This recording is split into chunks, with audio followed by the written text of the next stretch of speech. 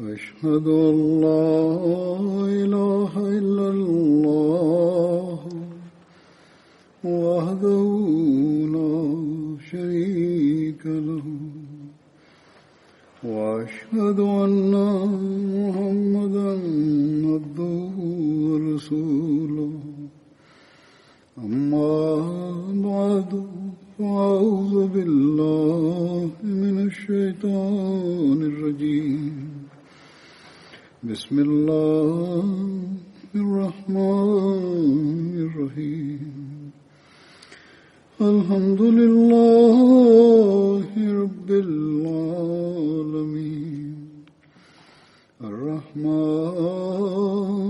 الرحيم مالك يوم الدين إياك نعبد وإياك نستعين اهدنا الصراط المستقيم صراط الذين أنعمت عليهم غير المغضوب عليهم ولا الضالين.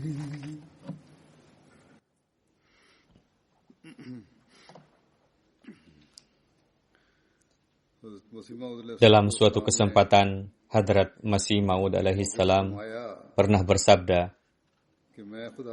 "Aku sangat bersyukur kepada Allah Ta'ala karena Dia telah menganugerahkan sebuah jemaat yang mukhlis dan setia kepadaku.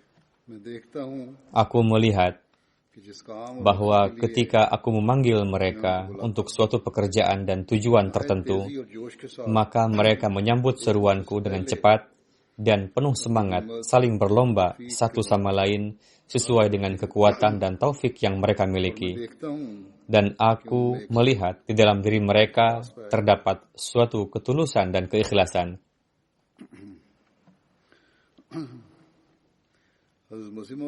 Pemandangan ketulusan, keikhlasan, hubungan, dan cinta kepada Hadrat Masih Maud alaihi salam semacam ini memang sudah kita saksikan.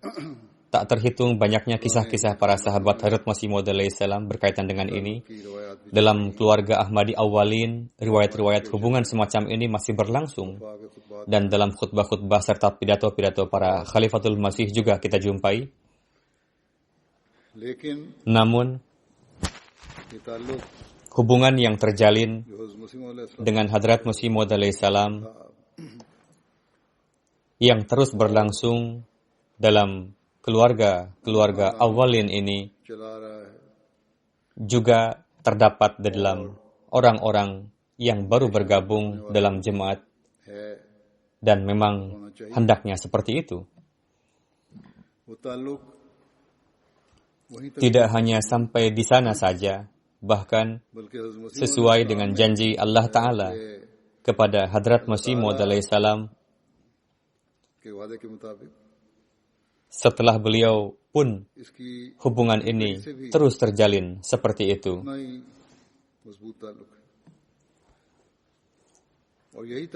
Dan hubungan inilah yang merupakan tanda dan jaminan persatuan dan kesatuan jemaat. Setelah mendapatkan kabar dari Allah Ta'ala tentang kewafatannya, maka beliau alaihissalam memberitahu anggota jemaat. Bersamaan dengan itu, untuk memberikan ketentraman pada jemaat, beliau alaihissalam juga memberi kabar suka yang beliau alaihissalam terima dari Allah Ta'ala tentang akan berlangsungnya silsilah khilafat. Sebagaimana beliau alaihissalam bersabda dalam Risalah Al-Wasiyat, "Janganlah kalian bersedih dengan apa yang telah kusampaikan kepada kalian, dan janganlah hati kalian gundah, karena kalian juga perlu untuk melihat kudrat kedua. Dan zahirnya kudrat kedua itu lebih baik bagi kalian, karena ia abadi, silsilahnya tidak akan putus sampai hari kiamat, Dan kudrat kedua itu tidak akan zahir selama aku tidak pergi. Ketika aku pergi, maka Tuhan akan mengirim kudrat kedua itu untuk kalian, yang akan terus berada bersama kalian. Sebagaimana janji Allah Ta'ala dalam Barahin Ahmadiyah. Dan janji itu tidaklah berkaitan denganku, melainkan berkenaan dengan kalian. Sebagaimana Allah berfirman bahwa jemaat yang mengikuti engkau ini akan aku beri keunggulan atas yang lain sampai hari kiamat. Maka sesuai dengan janji Allah Ta'ala ini, setelah kewafatan beliau alaihissalam, berlangsunglah nizam khilafat. Namun,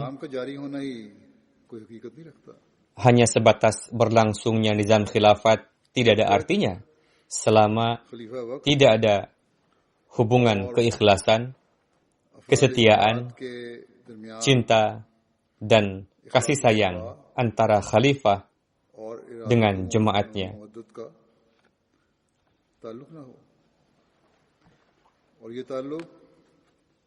Sedangkan hubungan ini hanya Allah Ta'ala saja yang dapat menciptakannya. Tidak ada manusia atau upaya manusia yang dapat menciptakan dan menegakkan hubungan ini. Hubungan inilah yang menjadi jaminan kemajuan, persatuan, dan kesatuan jemaat. Inilah bukti pertolongan dan dukungan Allah Ta'ala serta kebenaran jemaat Ahmadiyah.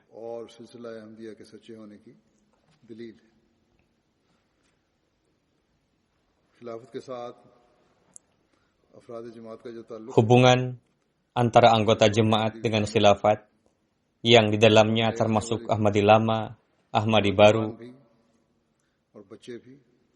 kalangan muda, anak-anak, pria, wanita,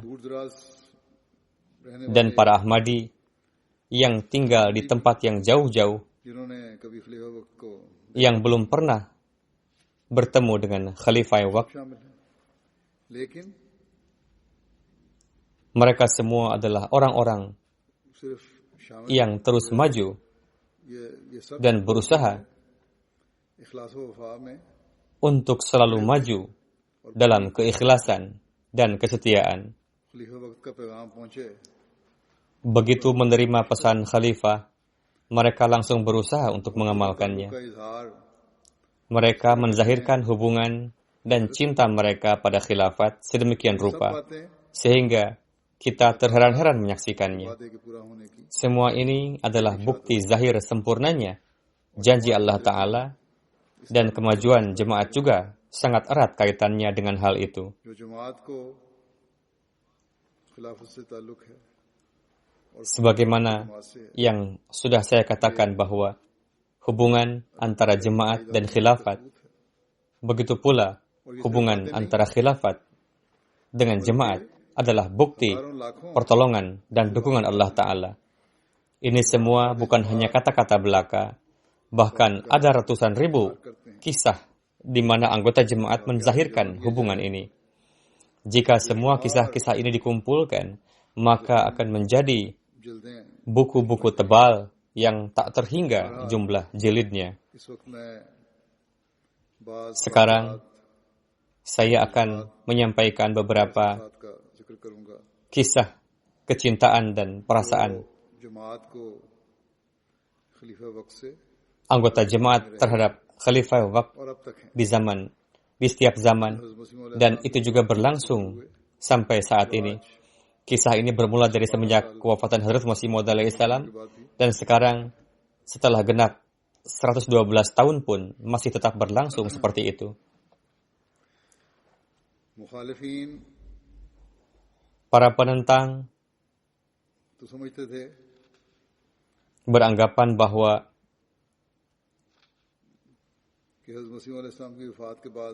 pasca kewafatan Hadrat Masih Maud alaihissalam, jemaat ini akan sirna. Namun justru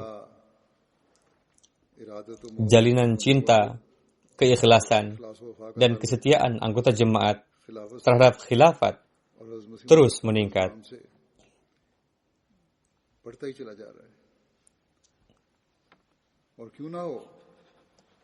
Bagaimana tidak? Karena ini sesuai dengan nubuatan Rasulullah Sallallahu Alaihi Wasallam. Sekarang saya akan menyampaikan beberapa kisah dan akan saya mulai dengan kisah di zaman Hadrat Khalifatul Masih yang pertama radhiyallahu anhu, berkaitan dengan masa ketika Hadrat Khalifatul Masih awal sakit. Editor Sahib Badar menulis bahwa pada masa itu banyak sekali berdatangan surat-surat kepada beliau, atau surat-surat itu Hadrat Khalifatul Masih awal bersabda, saya berdoa untuk semua yang menulis surat-surat itu.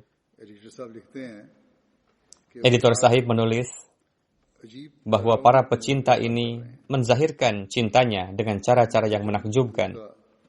Di antaranya saya akan menyampaikan beberapa kutipan surat-surat itu. Hakim Muhammad Hussain Sahib Quraisy menulis, suatu hari saya bermunajat di haribaan ilahi, ya Allah, kebutuhan-kebutuhan Hadrat Nuh alaihissalam memiliki kedudukan yang khas, dan kebutuhan-kebutuhan yang ada sekarang hanya Engkaulah yang mengetahui. Kabulkanlah permintaan kami dan berilah imam kami umur seperti Nuh alaihissalam. Kemudian brother menulis berdasarkan riwayat Muhammad Hasan Sahib Punjabi Madras bahwa setelah mendapatkan kabar sehatnya Hadrat Khalifatul Masih yang pertama, saya begitu bahagia yang kadarnya hanya diketahui oleh Tuhanku yang Maha Pemurah lagi penyayang. Kemudian editor Sahib menulis bahwa cinta itu adalah suatu yang ajaib. Saudara kita, Mia Muhammad Baksh Sahib yang tengah berdagang di Australia, menulis dalam sebuah suratnya bahwa dalam menulis headline berkaitan dengan Hadrat Khalifatul Masih yang pertama dalam surat kabar Badar Qadian, hendaknya bukan sabda-sabda Hadrat Khalifatul Masih saja yang dimuat, melainkan dalam topik utama itu hendaknya ada kata-kata yang menginformasikan tentang kesehatan beliau radhiyallahu anhu. Karena ketika membuka Badar, mata kita langsung tertuju pada headline.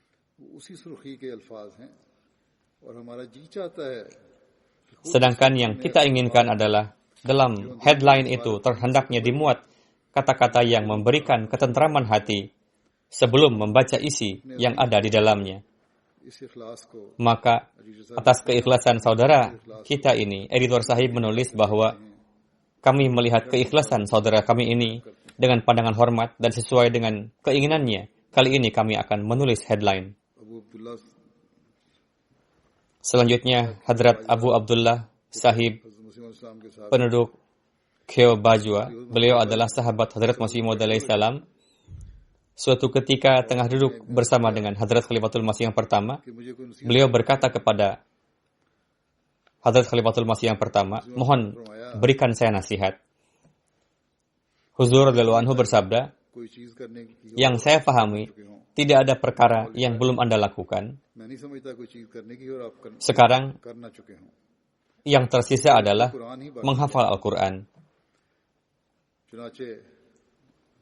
Mendengar sabda Khalifah awal tersebut, pada usia sekitar 65 tahun, saat itu beliau mulai menghafal Al-Quran, lalu menjadi hafiz Quran pada usia tersebut. Bagaimana gejolak beliau untuk mengamalkan perintah Khalifatul Masih?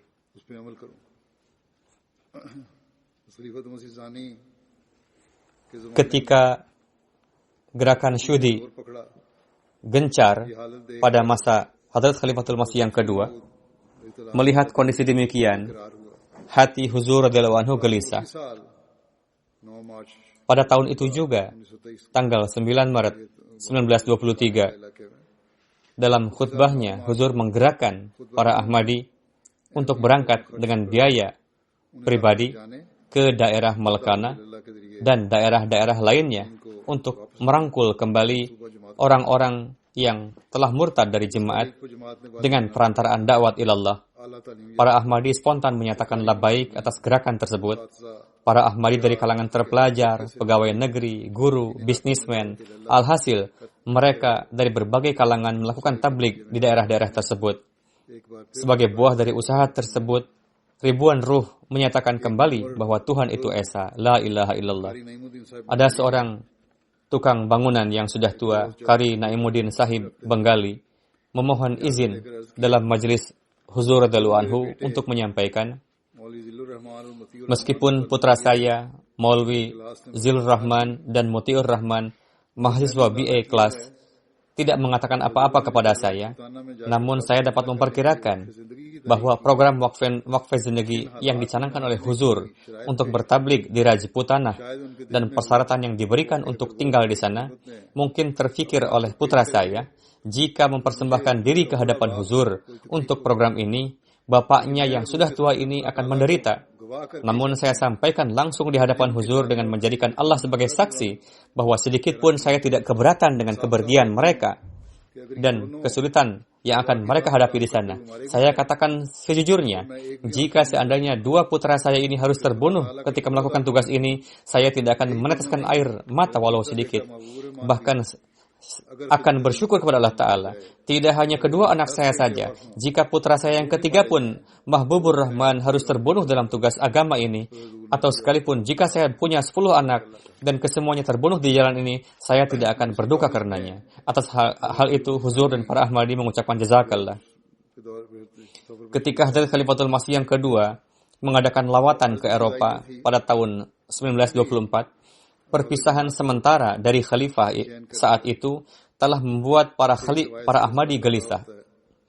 Dari kisah ini dapat kita perkirakan, Babu Sirajuddin Sahib, kepala stasiun, menulis, "Junjunanku, kita sedang dipisahkan jarak karena terpaksa.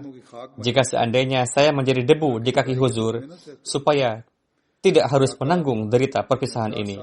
Junjunanku, sejak 4 tahun saya tidak berkunjung ke Darul Aman, namun hati merasa tentram karena kapanpun timbul keinginan saya dapat mencium kaki Huzur. Namun saat ini sulit walaupun sehari. Semoga Allah yang Maha Suci segera mengembalikan Huzur dengan selamat, sukses dan mendapatkan pertolongan. Kecintaan ini ciptaan siapa?"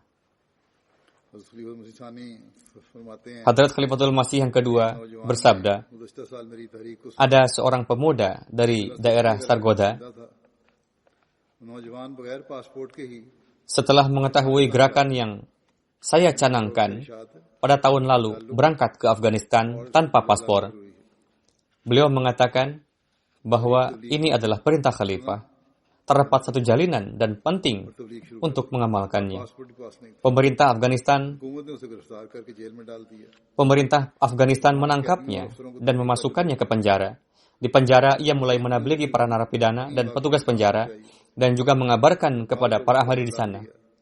Akhirnya para pejabat sel melaporkan bahwa orang ini terus melebarkan pengaruhnya di penjara juga, yakni bertabligh. Sehingga para mullah memfatwakan supaya Ahmadi tersebut dibunuh. Namun kepala di sana mengatakan bahwa orang ini di bawah kekuasaan Inggris. Kita tidak bisa membunuhnya. Akhirnya pemerintah memulangkannya ke Hindustan dengan perlindungan. Huzur kedua menulis, pemuda tersebut pulang setelah berbulan-bulan. Begitu beraninya pemuda ini, saya katakan padanya, kamu telah melakukan kekeliruan. Masih banyak negeri lainnya yang bisa kamu tuju, namun dapat bertabligh di sana tanpa harus dipenjara. Pemuda tersebut langsung menjawab, sekarang Huzur beritahu saja, negeri mana lagi yang bisa saya tuju? Ibu si pemuda tersebut masih hidup, namun pemuda itu siap untuk pergi tanpa harus bersuara terlebih dahulu dengan ibunya. Namun atas perintah saya, si pemuda itu pergi menjumpai ibunya. Huzur kedua bersabda, jika seandainya pemuda-pemuda lainnya memiliki keberanian seperti pemuda Punjabi yang pergi ke Afghanistan tadi, maka dalam waktu singkat saja akan terjadi revolusi di dunia ini. Ada seorang Ahmadi Syria, Muhammad Ash-Shawa Sahib, ketika Hadrat Muslim Maud radhiyallahu anhu berkunjung ke Syria, beliau mendapatkan kemuliaan untuk ikut serta ke Lebanon bersama dengan Huzur. Beliau seorang pengacara yang handal, yang memiliki jalinan yang sangat erat dengan khilafat.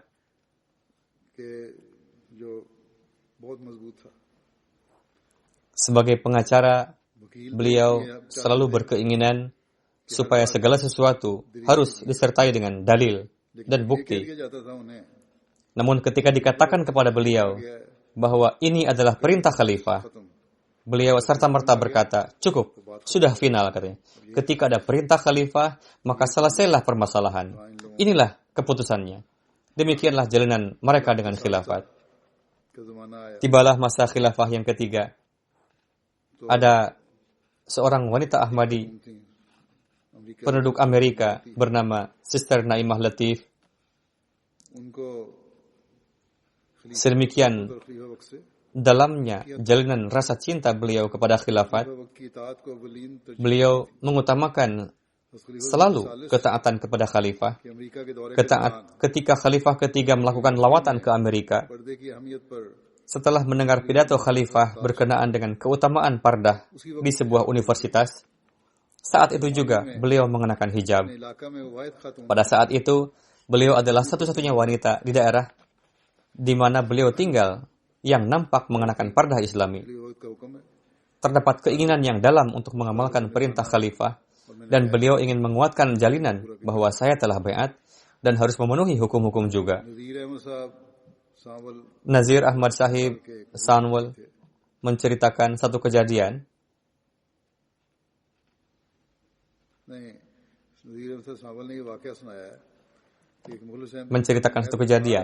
Ada seorang Ahmadi Mukhlis yang terhormat Mehar Mukhtar Ahmad Sahib Ahmad dari Bagar Sargana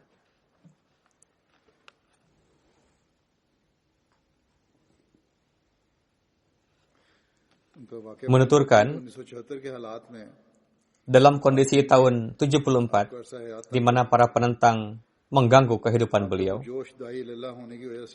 disebabkan beliau seorang dai yang bersemangat sehingga kerabat beliau menentang keras dan memboikot beliau. Keimanan beliau semakin kokoh karenanya dan semakin memperluas cakupan tabligh beliau. Para penentang pun semakin gencar dalam penentangannya untuk tujuan pendidikan anak-anak, dan ada keinginan untuk membesarkan anak-anak di lingkungan yang baik. Akhirnya beliau menjual tanah ladangnya, lalu menyewa tanah di Rabuah dengan sistem kontrak untuk ditanami.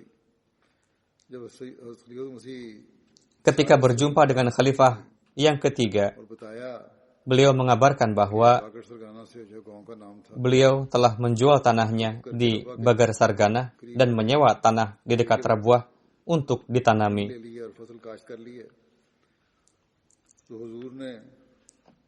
Namun Huzur tidak setuju dengan langkah yang beliau tempuh itu dan bersabda, seharusnya Anda tidak meninggalkan daerah Anda.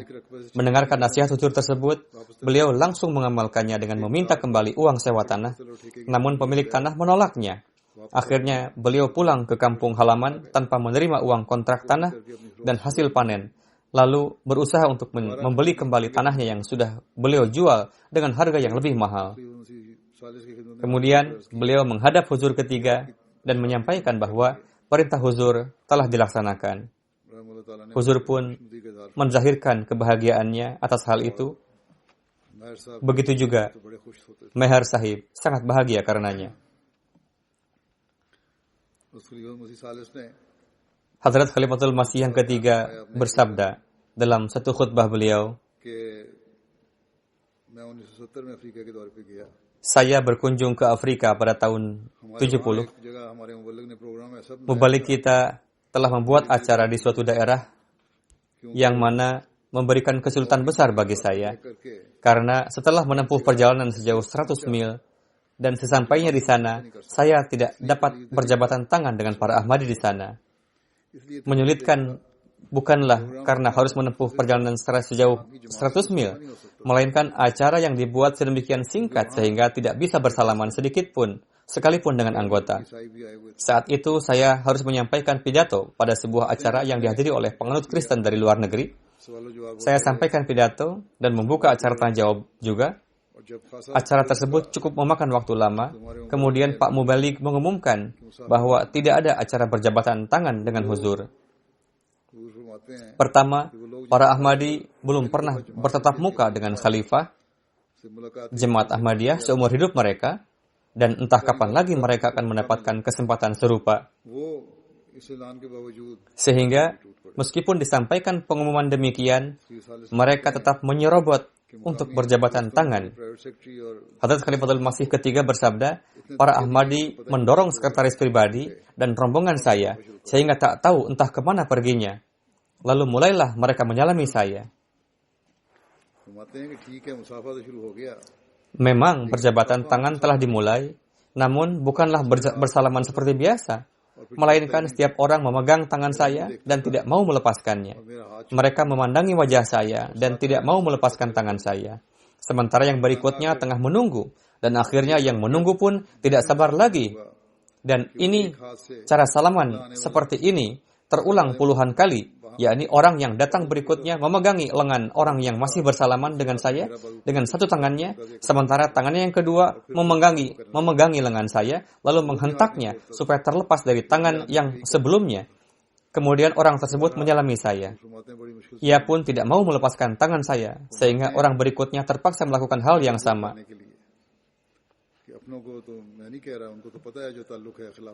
Dengan sulit kami berhasil meninggalkan tempat itu. Bersabda untuk menyampaikan kepada non-Ahmadi, karena intern jemaat sudah memahami bagaimana jalanan khilafat dengan para Ahmadi. Perlu saya sampaikan kepada orang lain bahwa saya tidaklah sedemikian bodoh dengan memahami disebabkan oleh suatu keistimewaan saya, sehingga timbul kecintaan seperti itu dalam diri orang-orang yang tinggal di suatu tempat yang berjarak 5 atau 6.000 mil.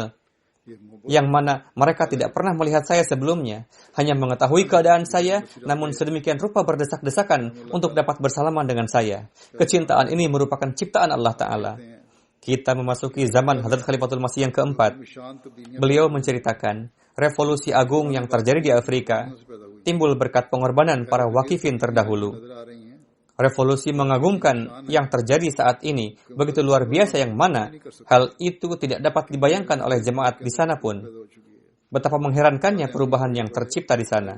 Beberapa orang Ahmadi yang berpengalaman dan berpengaruh di pemerintahan menceritakan kepada saya bahwa kami sendiri saat itu tidak tahu bahwa sedemikian rupa kaum kami telah meningkat dalam kecintaan dan dukungan kepada jemaat Ahmadiyah dan begitu siap untuk disampaikan tabligh kepada di sana.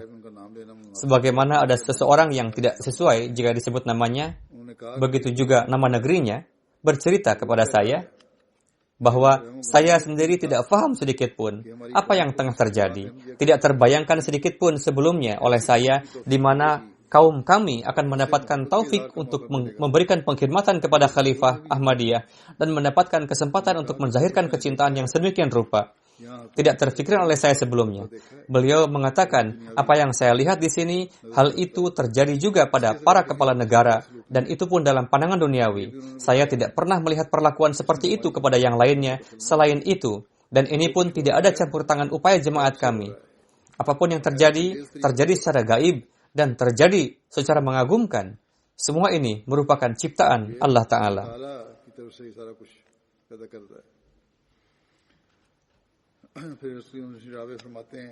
Selanjutnya, Hadrat Khalifatul Masih yang keempat, rahimahullah bersabda berkenaan dengan Pakistan. Di Pakistan telah muncul beberapa kerusakan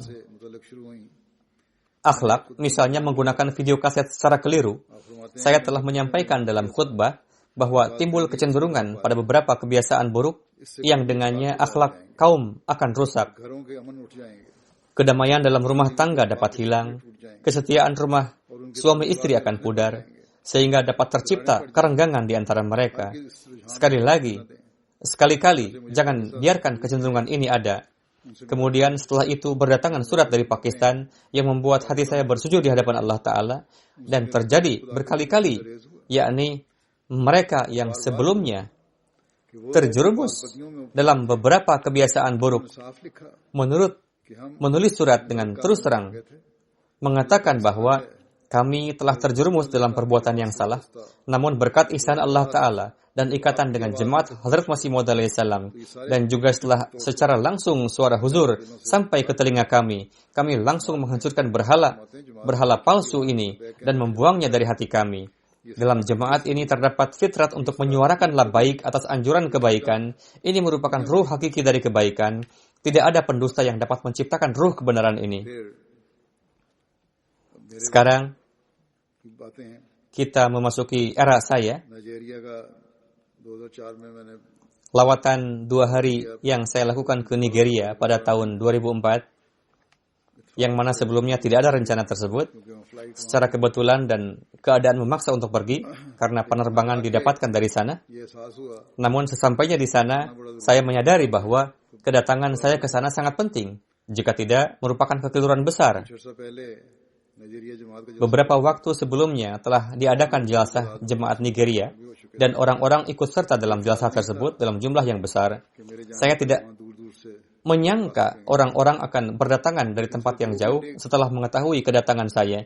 Namun mereka datang hanya untuk bertemu saya selama 2 jam dan sekitar 30,000 pria wanita berkumpul di sana.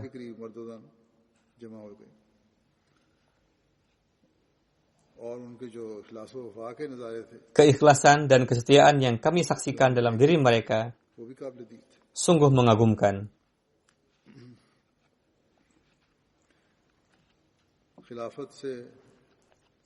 Jalinan ketulusan dan kecintaan dengan khilafat tidak dapat diungkapkan.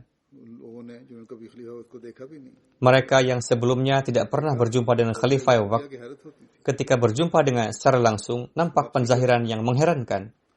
Ketika berdoa sebelum kepulangan, sebagian pria dan wanita begitu terharu dan menangis, benar-benar mengagumkan. Hanya Allah Ta'ala lah yang dapat menciptakan jalinan kecintaan seperti ini. Dan karena Allah Ta'ala lah ini dapat terjadi. Maulwi mengatakan bahwa mereka telah menutup misi jemaat di suatu negeri di Afrika. Dan katanya, di suatu negeri sudah ada perjanjian dengan kami bahwa misi jemaat akan tutup di sana. Telah melakukan ini dan itu. Mereka mengaku telah melakukan ini dan itu. Namun coba tanyakan kepada mereka, ketulusan dan jalinan cinta yang ditampilkan oleh para Ahmadi, wajah-wajah yang ditayangkan oleh MTA kepada dunia saat ini, dan kami sendiri pun telah menyaksikan langsung di sana. Apa semua ini? Apakah ini merupakan buah dari penutupan misi? Alhasil, para maulwi memang hanya bisa bermulut besar. Namun hal ini menguatkan keimanan kita dan menyebabkan bertambahnya keimanan.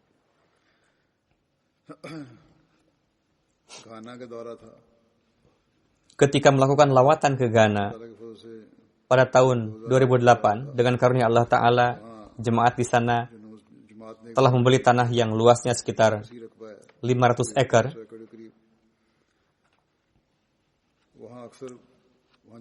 Di tempat tersebut sering dilakukan jalsah dan kebanyakan para pria dan wanita telah tiba di sana sebelum saya sampai. Di tempat tersebut sebelumnya merupakan peternakan ayam. Tempat itu dirombak oleh jemaat untuk dibuatkan beberapa tempat tinggal untuk jalsah. Dipasang pintu dan jendela seperti barak, namun tetap masih kekurangan tempat. Meskipun demikian, para peserta jalsah tidak mengeluhkan kondisi tersebut.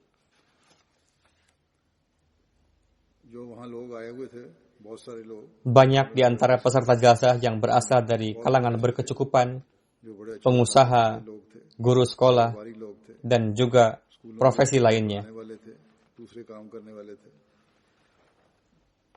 Jika mereka tidak mendapatkan tempat, mereka memasang tikar di luar dan tidur dengan tenang.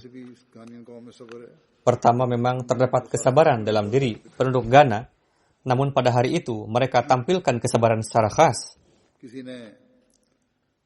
Ada yang bertanya kepada beberapa orang di antara mereka yang terpaksa tidur di luar barak dengan mengatakan, Anda pastinya merasa kesulitan dengan kondisi ini. Mereka menjawab, kami datang kemari untuk menyimak acara jalsah, dan jalsah kali ini dihadiri oleh khalifah. Apalah artinya kesulitan sementara untuk 2 hari saja? Kami bahagia karena Allah Ta'ala memberikan taufik kepada kami untuk dapat mengikuti jalsah ini. Orang-orang dari Burkina Faso pun hadir di sana. Begitu juga dari negara-negara tetangga lainnya. Saya baru mengetahui bahwa rombongan yang datang dari Burkina Faso adalah yang terbanyak. Berjumlah sekitar 3.000 orang. Mereka tidak mendapatkan makanan. Begitu juga 400 khudam berangkat. Begitu juga 300 khudam berangkat dari negerinya ke jalsah dengan mengendarai sepeda menempuh perjalanan sejauh 1.600 km. Saya katakan kepada mubalik di sana, sampaikan mohon maaf kepada mereka karena tidak mendapatkan makanan. Dan berikan perhatian khusus di masa yang akan datang. Ketika para tamu tadi menerima ucapan maaf dari panitia, mereka menjawab, kami telah meraih apa yang menjadi tujuan kami datang ke sini. Tidaklah mengapa, karena hari-hari pun kita makan di rumah. Mereka yang notabene dari kalangan sederhana, tentu sederhana juga makanan yang mereka konsumsi di rumahnya. Mereka mengatakan, sedangkan hidangan rohani yang kami dapatkan di sini tidak setiap hari kami dapatkan. Jemaat Burkina Faso bukanlah jemaat yang sangat lama. Saya rasa ketika saya berkunjung ke sana, umur jemaat di sana sekitar 10 atau 15 tahun saja. Namun ketulusan dan kesetiaan mereka terus meningkat. Begitu sederhananya mereka, sehingga sebagian orang di antara mereka nampaknya mengenakan satu pakaian saja ketika hadir di sana, karena mungkin hanya itu yang mereka miliki, sehingga dengan pakaian itulah mereka melewati 3 hari atau bahkan seminggu di sana. Begitu juga untuk perjalanan. Mereka menabung untuk dapat ke jalsah, karena ini merupakan jalsah khilafat Jubilee dan dihadiri oleh Khalifah Waqf. Untuk itu mereka pastikan untuk bisa datang. Jadi, selain Allah Ta'ala, siapakah yang dapat menciptakan kecintaan seperti itu? Begitupun para khudam yang datang dengan mengendarai sepeda. Keikhlasan mereka dapat diperkirakan dari kegigihan mereka menempuh perjalanan selama 7 hari dan singgah memasang kemah di berbagai tempat. Dalam rombongan mereka pun terdapat pria yang sudah berusia 50 dan 60 tahun. Ada juga 2 anak yang masih berusia 13-14 tahun. Ketika Sadar Khudam ditanya oleh seseorang perihal sulitnya perjalanan yang ditempuh, Sadar Sahib menjawab, umat muslim pada masa awal telah memberikan pengorbanan yang sangat besar demi Islam. Kami pun berkeinginan supaya khudam kami pun bersedia untuk melakukan berbagai pengorbanan. Dan kami pun berkeinginan untuk membuat satu program dalam rangka seabadi khilafat yang darinya zahir jalinan ketulusan dan kecintaan kita kepada khilafat. Untuk dapat kami sampaikan kepada khalifah bahwa kami bersedia untuk berkorban dan menerima setiap tantangan. Seorang wartawan TV mewawancarai mereka. Ketika Anda mulai menempuh perjalanan dengan menggunakan sepeda yang sangat sederhana, tidak seperti sepeda yang ada di Eropa di sini, sepeda biasa dengan kondisi yang kurang baik, lalu perwakilan mereka menjawab, meskipun sepeda kami kurang baik, namun keimanan dan tekad kami sangatlah kuat. Kami menempuh perjalanan ini sebagai rasa syukur atas nikmat khilafat. Lalu kanal TV nasional tersebut ketika menayangkan berita tersebut mengawali dengan topik utama sebagai berikut. perjalanan yang ditempuh dari Waga ke Accra demi Allah Ta'ala untuk menghadiri perayaan seabad khilafat. Waga merupakan ibu kota Burkina Faso, sedangkan Accra merupakan ibu kota Ghana. Lalu tertulis, meskipun sepedanya sederhana, namun keimanan sangat kuat. Demikianlah topik utama berita tersebut. Para Ahmadi tersebut bukanlah Ahmadi keturunan, bukan juga keturunan para sahabat, melainkan orang-orang yang berasal dari daerah yang jaraknya ribuan mil, di mana untuk menuju ke sana melalui jalan yang belum permanen. Kadang tidak ada jalan juga, tidak ada listrik dan air. Namun mereka beberapa tahun lalu baiat dan telah menampilkan teladan yang luar biasa dalam kesetiaan dan kecintaan.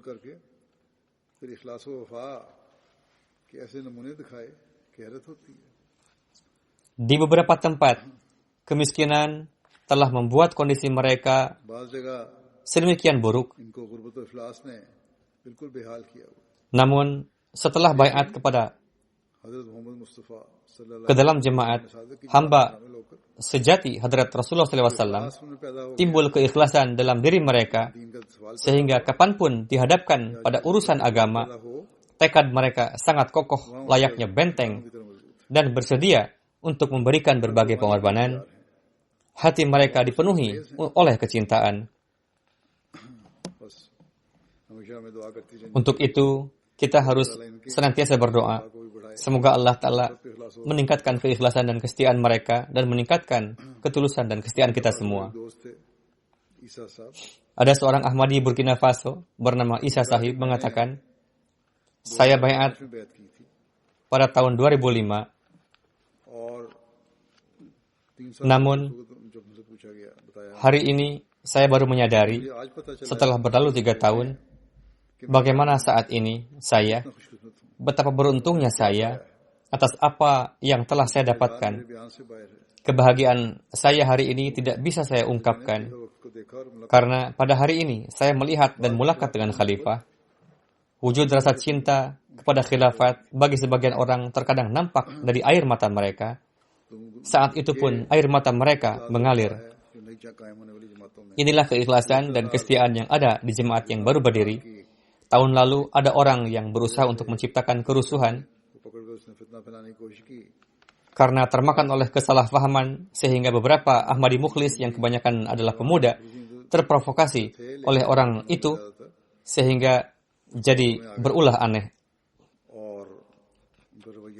Meskipun masih menganggap diri sebagai Ahmadi, namun memisahkan diri dari nizam.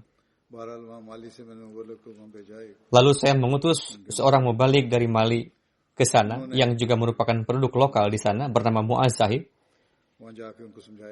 Lalu beliau berangkat ke daerah itu dan menasihati para pemuda itu. Dijelaskan kepada mereka, di satu sisi kalian mengatakan bahwa kalian masih terjalin dengan khilafat, namun di sisi lain merasa telah terpisah dari nizam. Perbuatan seperti ini tidaklah benar.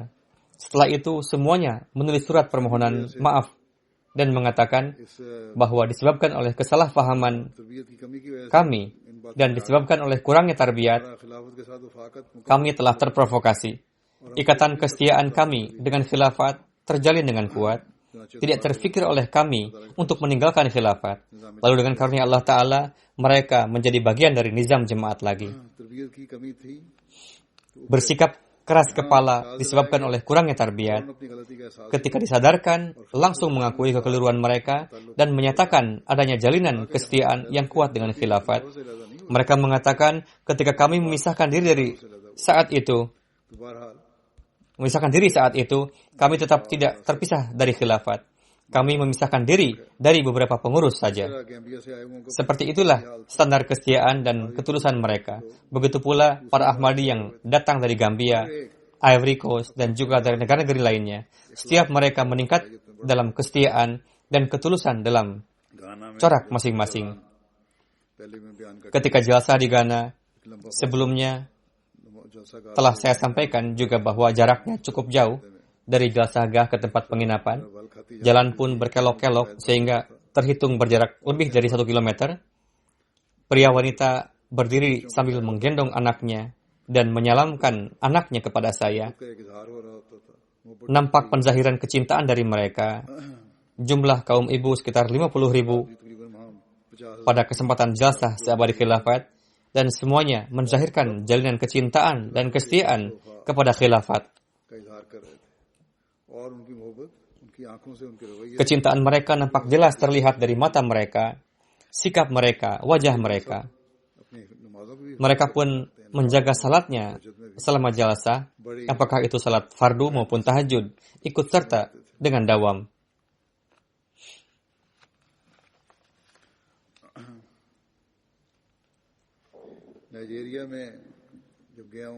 Ketika saya berangkat ke Nigeria untuk yang kedua kalinya dari Benin,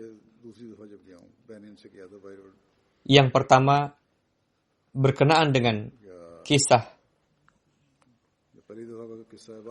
ke Bayrodia. Dalam perjalanan kami berhenti di suatu tempat. Ini terjadi sekitar tahun 2004. Pada awalnya tidak ada program ke sana, namun mendapat kabar bahwa di tempat ini dibangun masjid baru dan orang-orang pun telah berkumpul di sana. Mereka semua, yakni pria, wanita, anak-anak, berkeinginan untuk bertemu dan bersalaman. Para wanita berkeinginan untuk dapat memandang dari dekat. Disebabkan karena kurangnya waktu, sehingga tidak mungkin untuk dapat bersalaman. Namun mereka mendesak untuk dapat bersalaman. Dalam keramaian tersebut, ada seorang dari antara rombongan kami yang mengatakan mundur sedikit kepada seorang wanita karena berdesak-desakan. Namun wanita tersebut menghampiri dan marah. Nampaknya dalam emosi tersebut, ia akan membuang orang yang mengatakan mundur itu. Ia mengatakan, siapa kamu yang berani-beraninya menjadi penghalang antara aku dengan khalifah, katanya. Seperti itulah gejolak rasa cinta mereka. Tidak lama kemudian, saya minta mereka untuk diam dan duduk. Seketika para Ahmadi yang jumlahnya ratusan itu diam dan duduk. Demikianlah jalinan yang dalam antara mereka dengan khilafat. Dunia beranggapan bahwa penduduk Amerika hanya memikirkan materi melulu dan tidak memiliki jalinan dengan agama. Hadrat Khalifatul Masih yang ketiga menceritakan satu kisah bagaimana beliau menerima surat yang berisi kabar kemungkinan terjadinya ancaman bahaya. Ketika kabar tersebut sampai keluar, ada dua Ahmadi pakar di bidang keamanan datang dan berjaga semalaman di luar. Alhasil, dalam diri para Ahmadi Amerika pun terdapat ketulusan yang besar. Begitu juga kapanpun saya berkunjung ke sana, para Ahmadi selalu menzahirkan ketulusan dan kesetiaan. Ketika datang rombongan juga dari Amerika kemari, mereka menzahirkan hal tersebut dan bagaimana nampak ketulusan dan kecintaan mereka kepada khilafat. Secara otomatis, mereka membantah anggapan bahwa orang Amerika melulu memikirkan materi. Para pemuda yang bertugas berjaga menghabiskan waktunya untuk menemani saya secara terus-menerus, yakni menemani saya dalam safar. Sebagian dari mereka menghentikan usaha dan pekerjaannya untuk itu dan tidak memperdulikan hal itu. Ada juga yang mengabarkan bahwa baru saja saya mendapat pekerjaan dan namun tidak mendapatkan cuti untuk hadir di jalsah dan untuk mulakat dengan saya, maka kami tinggalkan pekerjaan tersebut. Begitu juga para Ahmadi Kanada memperlihatkan sikap yang sama. Baik itu pemuda, anak-anak, wanita, di dunia ini, baik itu di Amerika, Kanada, Eropa, di setiap tempat, memperlihatkan teladan keikhlasan dan kesetiaan. Dan keikhlasan serta kesetiaan seperti ini tidak bisa diciptakan oleh upaya manusia. Beberapa tahun yang lalu saya menyampaikan satu khutbah di Jerman yang di dalamnya menjelaskan mengenai tema ketaatan dan kesetiaan terhadap khilafat.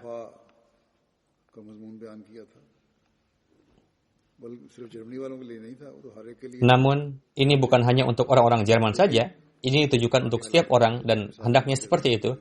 Akan tetapi dikarenakan kondisi di sana, saya memberikan beberapa permisalan dari orang-orang Jerman. Bagaimanapun, para Ahmadi di seluruh dunia memperlihatkan reaksinya atas khutbah ini dan dengan segera memperlihatkan ketaatan dan kesetiaan yang sempurna kepada khilafat. Orang-orang Jerman pun secara khusus mengungkapkan bahwa di Jerman, sebagian pengurus di antara kami ada yang biasa menafsirkan dan mentakwilkan beberapa petunjuk. Dan insya Allah di masa yang akan datang, ini tidak akan terjadi lagi. Semoga Allah Ta'ala meneguhkan mereka dalam hal ini, dan demikian juga setiap negara-negara lainnya di dunia. Qasim Sahib dari Jordania menulis bahwa dalil kebenaran Hazrat Masih Maud alaihissalam yang paling indah dan agung adalah Allah Ta'ala telah menciptakan kecintaan dan ketaatan kepada khilafat di hati saya. Ketika saya memutuskan untuk baiat beberapa tahun yang lalu, dalam hati saya terlintas pemikiran, apakah jemaat hingga saat ini memang betul-betul berada di atas kebenaran? Dan apakah melenceng dari tujuan Hazrat Masih Maud alaihissalam atau tidak? Waktu itu, saya belum mengetahui mengenai khilafat.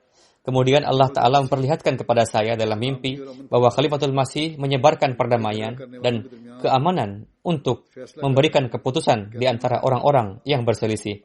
Saya meletakkan tangan saya di atas tangan Anda, yakni Huzur. Beliau menuliskan ini dalam surat kepada saya dan mencium cincin. Maka pada saat itu saya merasakan kecintaan dan kasih sayang Anda. Dan dalam hati saya timbul kecintaan yang luar biasa kepada Anda yang dari hari ke hari terus semakin meningkat. Saya ingin memperbarui baiat saya dan saya merasa muak dengan setiap orang yang keluar dari ketaatan kepada Huzur. Kemudian di Bulgaria, di sana para penentang kita tidak meninggalkan celah dalam penentangan. Sekarang jemaat telah kembali terregistrasi setelah sekian lama. Sebelumnya, registrasi tersebut sempat dibatalkan. Mufti Bulgaria dengan kelicikannya memerintahkan anggota-anggota jemaat di sana untuk keluar dari jemaat. Namun dengan karunia Allah Ta'ala, semua Ahmadi tidak hanya teguh dalam keimanannya, melainkan juga memperlihatkan contoh keikhlasan yang lebih daripada sebelumnya dan membuktikan hubungan kesetiaan mereka dengan khilafat Ahmadiyah. Ada seorang wanita, ia didatangi oleh 3 orang dan diminta untuk keluar dari jemaat dan bergabung dengan mereka. Mereka mengatakan, kami akan membantu kamu. Pejuang wanita ini dengan tegas mengatakan, Ahmadiyah adalah benar dan saya telah bertemu dengan khalifah saya, dan yang paling utama Allah Ta'ala telah memperlihatkan 3-4 kali mimpi kepada saya yang mengatakan bahwa jemaat ini benar. Oleh karena itu, sekarang tidak ada lagi persoalan untuk meninggalkannya. Mubalik Incharge Benin menulis, pada jalsah mubayin baru, seorang mubayin baru yang bernama Razak Sahib mewakili yang lainnya mengatakan, dalam nizam duniawi, ketika seseorang mempunyai masalah, maka ia datang kepada kepala suku. Jika tidak bisa diselesaikan, ia akan datang kepada pejabat yang lebih tinggi lagi, kemudian kepada wali kota, kemudian kepada menteri, lalu kepada perdana menteri. Dan ia pun tidak tahu apakah keluhannya akan didengar ataukah tidak.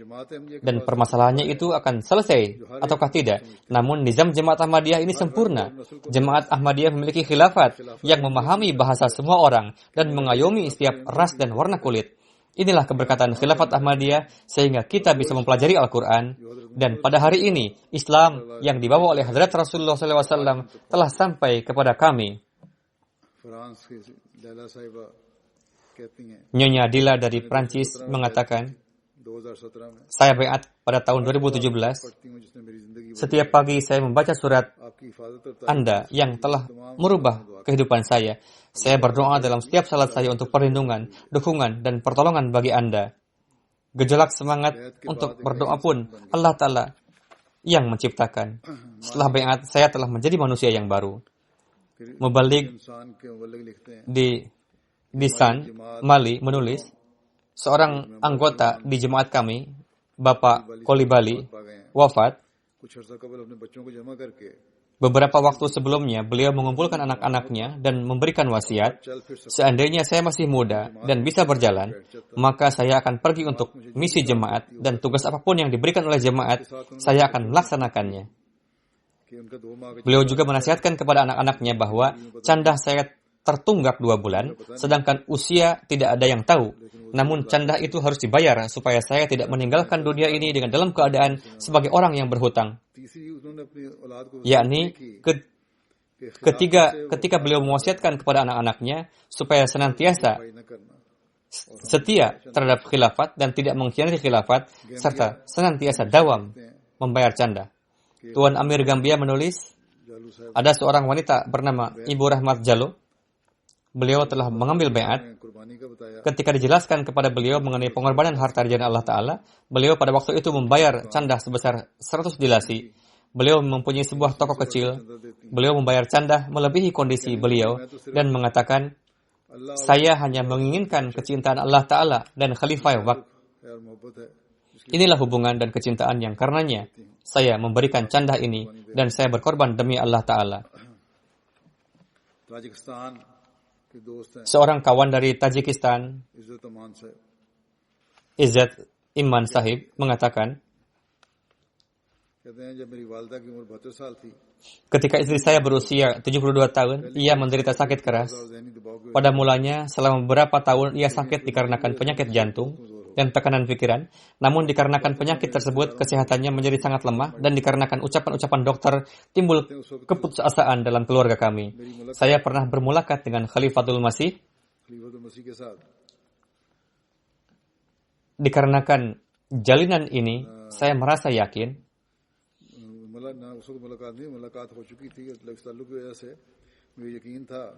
bahwa jika Khalifah berdoa, maka pasti Allah Ta'ala akan mengabulkannya.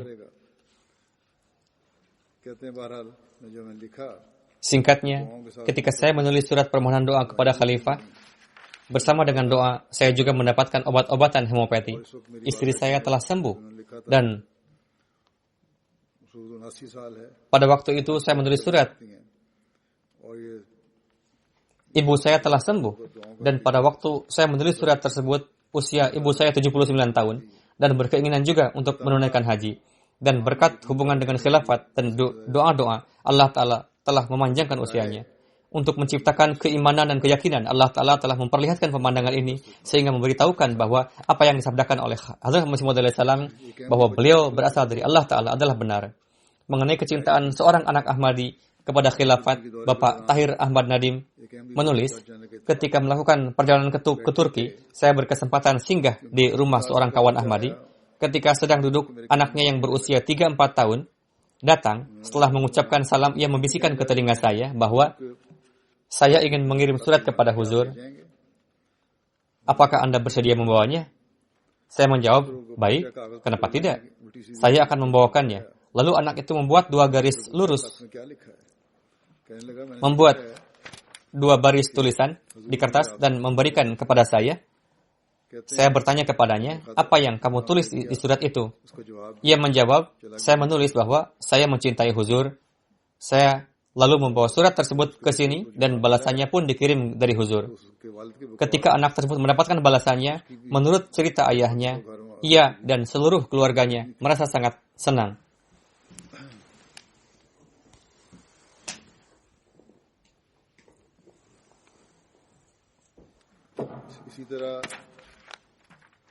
Demikian juga Mubalik in charge dari Macedonia menulis satu contoh lagi mengenai anak-anak. Beberapa waktu yang lalu ketika melakukan kunjungan ke Bosnia, saya berkenalan dengan seorang kawan Pakistani. Terjadilah perbincangan tabligh. Kemudian berlanjut dengan pertemuan-pertemuan. Ia mengatakan bahwa beberapa waktu yang lalu di airport Dubai, ia bertemu dengan satu keluarga Ahmadi. Seorang anak mereka yang berusia 3 atau 4 tahun mengatakan bahwa kita semua harus salat dan harus berkata jujur. Ketika saya tahu bahwa keluarga ini adalah keluarga Ahmadi, saya bertanya kepada anak perempuan tadi, apa keinginan yang paling besar dalam hidupmu? Anak itu menjawab, saya ingin bertemu dengan Huzur di London. Kawan tersebut mengatakan, hal ini sangat berkesan bagi saya, bahwa anak yang sekecil itu pun keinginan terbesarnya adalah bermulakat dengan khalifah. Demikian juga, belakangan ini ada sebuah game anak-anak. Ketika saya melarang memainkan game tersebut, karena terkadang itu menimbulkan perilaku-perilaku yang keliru, maka pada awalnya, para orang tua merasa gelisah bagaimana mereka bisa melarang anak-anak mereka. Namun kebanyakan orang tua menulis kepada saya bahwa setelah mendengarkan khutbah anak Anda, yakni khutbah Huzur, anak-anak itu datang dan mengatakan sendiri kepada kami bahwa karena telah ada larangan dari Khalifah Waqt untuk memainkannya, maka kami tidak akan memainkannya lagi. Dan sampai sekarang pun banyak surat datang kepada saya menanyakan apakah boleh memainkan permainan game ini untuk sekian lama. Artinya ada suatu kesadaran di dalam diri mereka bahwa dikarenakan jalinan dengan Khalifah Waqt, maka kami tidak akan menipu dan kami akan melaksanakan apa-apa yang dikehendaki Khalifah Waqt untuk kebaikan kami. Mubalik Honduras menulis bahwa seorang penduduk lokal Ahmadi didera berbagai macam permasalahan.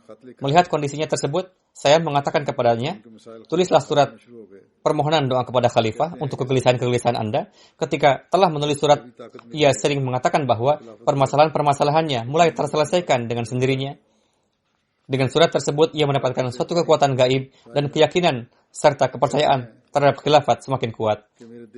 Afari Sahib dari Maroko menuliskan, Allah Ta'ala telah menerangi hati dan kehidupan saya dengan rahmat dan keberkatan. Saya bersyukur kepada Allah Ta'ala karena Dia telah memberikan saya hidayah. Setelah melihat Huzur, saya melihat mabuk. Saya merasa mabuk oleh kecintaan.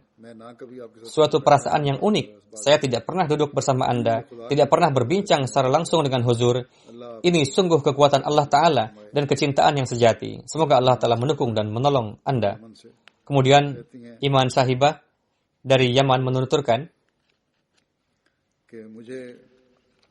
saya mencintai Huzur lebih dari diri saya sendiri, anak-anak saya, suami saya, dan semua orang lainnya.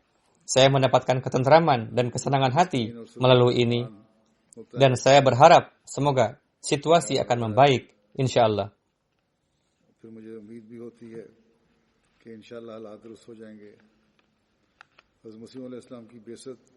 Pengutusan Hadrat Masih Maud alaihissalam dan berdirinya khilafat setelah beliau alaihissalam bertujuan untuk memperbaiki kerusakan dan supaya timbul harapan di hati orang-orang.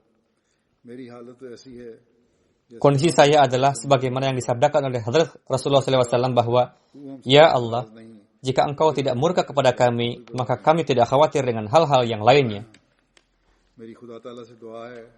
Saya berdoa kepada Allah Ta'ala, semoga saya termasuk di antara orang-orang yang Anda mencintai mereka dan Anda senang dengan mereka, suami mereka dan anak keturunan mereka.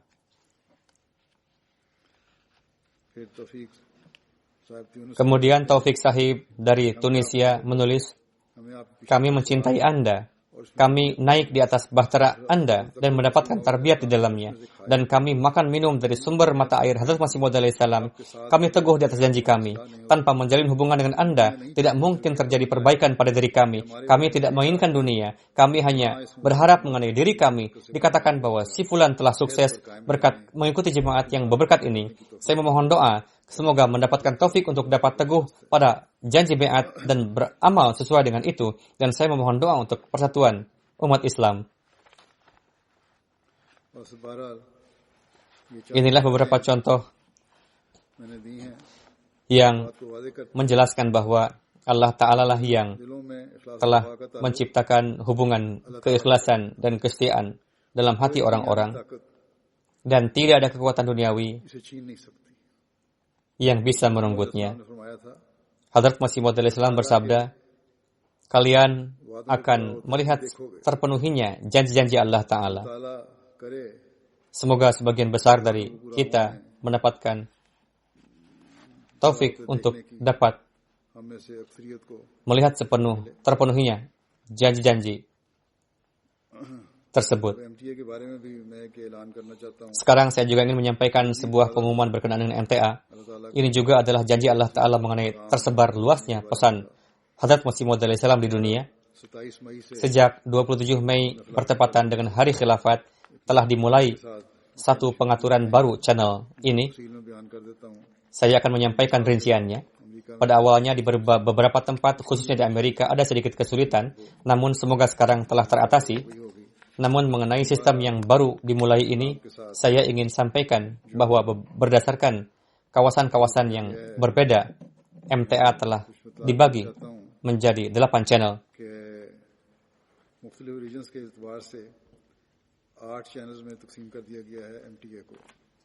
Channel MTA 1 secara umum diperuntukkan bagi para pemirsa di UK dan beberapa kawasan di Eropa.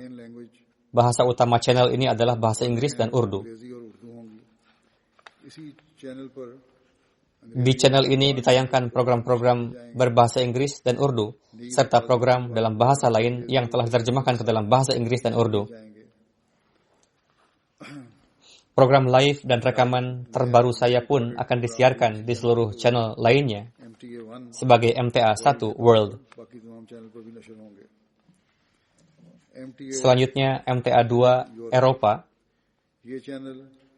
Channel ini diperuntukkan bagi pemirsa di Eropa dan Timur Tengah. Di channel ini akan disiarkan program-program berbahasa Urdu, Inggris, Turki, Prancis, Spanyol, Jerman, Belanda, Rusia, dan Parsi. Di channel ini saat ini ditayangkan program-program dalam berbagai bahasa dengan durasi masing-masing 2 jam. Program-program dalam bahasa yang disebutkan tadi akan terus diperbanyak. Kemudian MTA 3 Al-Arabiyah, channel ini akan terus berjalan sebagaimana halnya sekarang ini. Bahasa utama di channel ini adalah bahasa Arab. MTA 4 Afrika, channel ini diperuntukkan bagi para pemirsa di negara-negara Afrika Timur dan Afrika Barat. Bahasa utama dari channel ini adalah Inggris, Prancis, Swahili, dan program-program dalam bahasa-bahasa tersebut akan disiarkan di channel ini.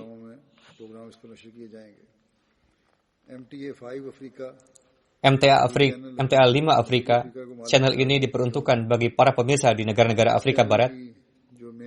Bahasa utama pada channel ini adalah bahasa Inggris. Selain itu juga akan disiarkan program-program berbahasa Creole, Hausa, Chui, dan Yoruba. MTA 6 Asia, channel ini akan ada di Asia Sat, diperuntukkan bagi para pemirsa di negara-negara Asia Timur Jauh, Indonesia, Jepang, Australia, Selandia Baru, Rusia, dan sebagainya. Bahasa-bahasa utama dari channel ini adalah bahasa Urdu, Inggris, dan Indonesia. Di channel ini akan disiarkan program berbahasa Urdu, Inggris, Bengali, Pashto, Sindhi, Saraiki, Farsi, Indonesia, dan Rusia. Sebelumnya pun telah berjalan seperti ini, namun sekarang ada sedikit pembagian. Demikian pula dengan perhitungan waktu akan didapati program-program yang berkaitan dengan negara-negara tersebut. Kemudian MTA 7 Asia, ini adalah channel HD, akan tayang di Dish. Ini diperuntukkan bagi para pemirsa di India, Pakistan, Bangladesh, Sri Lanka, Nepal, dan lain-lain. Bahasa di channel ini adalah Urdu, Bengali, dan Hindi. Selain itu akan disiarkan juga di channel ini program berbahasa Tamil dan Malayalam. MTA 8 Amerika. Channel ini diperuntukkan bagi pemirsa di Amerika, Amerika Utara, Kanada, dan lain-lain. Sebelumnya pun channel ini telah berjalan. Terdapat sedikit perubahan pada pengaturannya. Pada dasarnya semua channel ini akan berjalan sebagaimana sebelumnya. Channel yang dinamakan MTA 8 Amerika ini diperuntukkan bagi pemirsa di Amerika, Amerika Utara, dan Kanada. Bahasa pada channel ini adalah bahasa Inggris dan Urdu. Selain itu, akan disiarkan juga program berbahasa Prancis dan Spanyol. Program-program live MTA berikut ini akan disiarkan di berbagai channel. Rai Huda Al-Hiwarul Mubashir. Program Bangla akan disiarkan di semua channel MTA dengan terjemahan dalam bahasa utama masing-masing channel. Kemudian ada jurnal Islamia Swistin.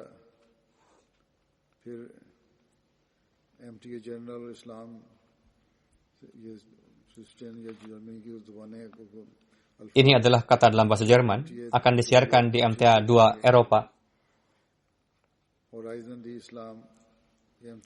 Horizon di Islam akan disiarkan di MTA 1, MTA 2 Eropa, MTA 4 Afrika, MTA 5 Afrika, bersama dengan bahasa utamanya, Prancis, akan disertakan juga terjemahannya. Dan demikian juga program-program seperti Intikhab Sukhan dan sebagainya.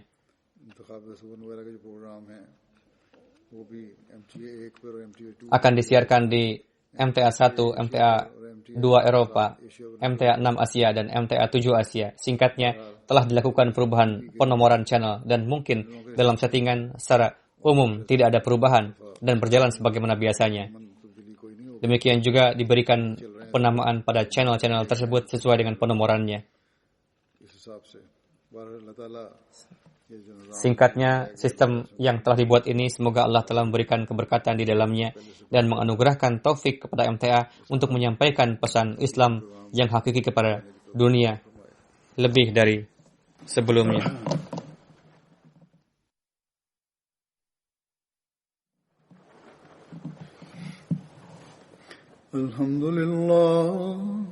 Alhamdulillah nahmaduhu wa nasta'inuhu wa nastaghfiruhu wa nu'minu bihi wa natawakkalu alayhi wa na'udzu billahi min shururi anfusina wa min sayyiati a'malina man yahdihillahu fala mudilla lahu ومن يضلل فلا هادي له ونشهد أن لا إله إلا الله ونشهد أن محمدا عبده ورسوله عباد الله رحمكم الله إن الله يأمر بالعدل والإحسان وإيتاء ذي القربى